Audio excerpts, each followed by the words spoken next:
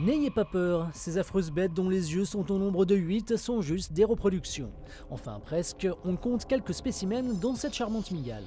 La nouvelle exposition de l'espace des sciences n'est pas la première consacrée à des animaux mal aimés. Les rats et les méduses ont déjà été mis à l'honneur avec un certain succès. À chaque fois, le public a été finalement intéressé pour découvrir ces mondes méconnus qui font peur, qui nous interpellent. Et finalement, une fois cette barrière franchie, on découvre un monde captivant, fascinant. Si les araignées provoquent des phobies chez la plupart des gens, elles n'en restent pas moins mystérieuses. Cette exposition lève le voile sur de nombreuses interrogations à travers des ateliers ludiques. Certains visiteurs apprendront que des populations apprécient les arachnides dans tous les sens du terme, bon appétit.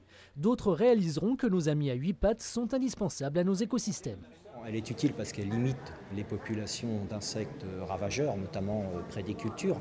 Elle est utile parce qu'elle limite aussi en milieu naturel les explosions, par exemple, de moustiques qu'il pourrait y avoir.